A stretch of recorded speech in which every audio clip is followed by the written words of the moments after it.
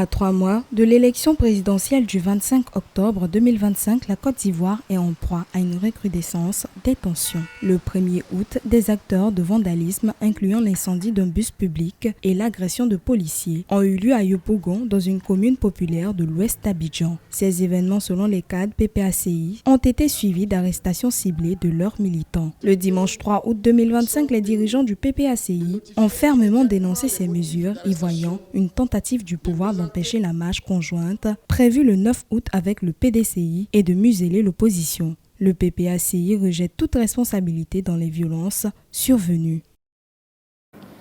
Le PPACI exprime sa solidarité totale envers les militants ainsi victimes et réclame leur libération immédiate.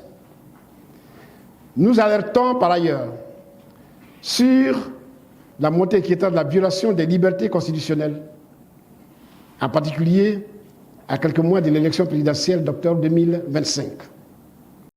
L'opposition accuse le parti au pouvoir, le RHDP, d'instrumentaliser la justice en bafouant les droits fondamentaux avec des détentions sans notification, sans accès à un avocat et des lieux de garde inconnus. Selon le PPACI, ces pratiques fragilisent la décrispation politique entamée après la crise post-électorale de 2010-2011, jetant un doute sur l'impartialité des institutions à l'approche d'un scrutin crucial.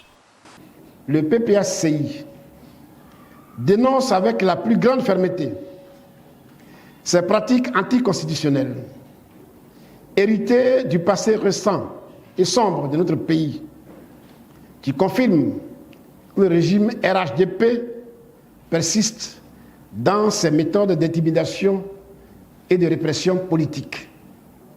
Toute cette manipulation ou cette agitation est faite pour que la marche que nous avons prévue le 9 août prochain ne puisse pas avoir lieu.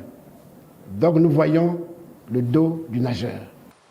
À l'approche du 25 octobre 2025, le climat politique ivoirien se tend. Malgré le besoin d'apaisement, la confrontation pouvoir-opposition révèle les faiblesses du système. La présidentielle dépendra de la transparence du jeu électoral.